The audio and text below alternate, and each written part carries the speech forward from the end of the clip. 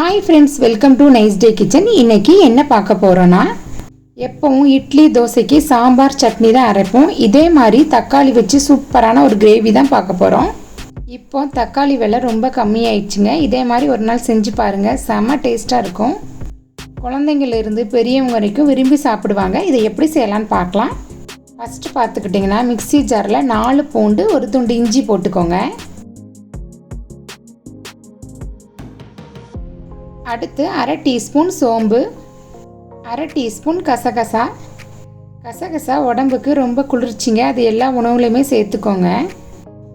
2 கிராம்பு, 2 பட்டை, 2 ஏலக்காய், 3 டீஸ்பூன் நல்ல துருவிய தேங்காய் போட்டுக்கோங்க.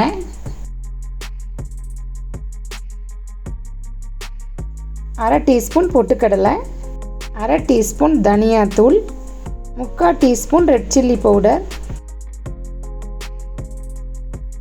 1/4 டீஸ்பூன் மஞ்சள் தூள். எல்லாத்தையும் மிக்சியில் ஒரு அடி அடிச்சுக்கோங்க. அரைச்சதுக்கப்புறம் நல்ல பழுத்த தக்காளி பழம் ஒரு 3 பழம் போட்டுக்கோங்க.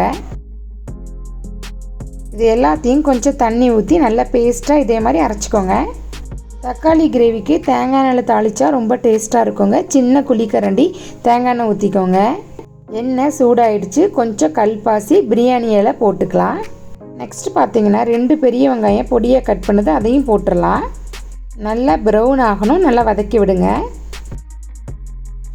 வெங்காயம் வதங்கும் போதே கொஞ்சம் உப்பு போட்டுக்கோங்க, அப்போ தான் நல்லா சீக்கிரம் வதங்கும். அடுத்து அரைச்சி வச்ச தக்காளி பேஸ்ட்டை போட்டுடலாம்.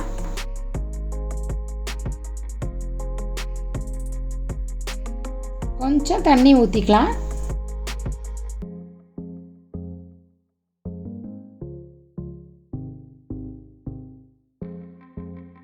உப்பு பத்தலை, இன்னும் கொஞ்சம் போட்டுக்கலாம்.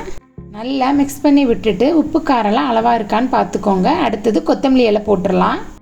தக்காளி கிரேவி நல்லா கொதிக்கட்டும். அவ்வளோதான், சூப்பரான கிரேவி ரெடி ஆயிடுச்சுங்க. இதே மாதிரி நீங்களும் கண்டிப்பாக ட்ரை பண்ணி பாருங்கள். இந்த கிரேவிக்கு இதே மாதிரி குட்டி குட்டியான ஊத்தப்பம் போட்டுக்கோங்க. ஒரு ஊத்தப்பத்தை எடுத்து இதே மாதிரி தொட்டு சாப்பிட்டு பாருங்கள், சூப்பர் டேஸ்ட்டாக இருக்குங்க.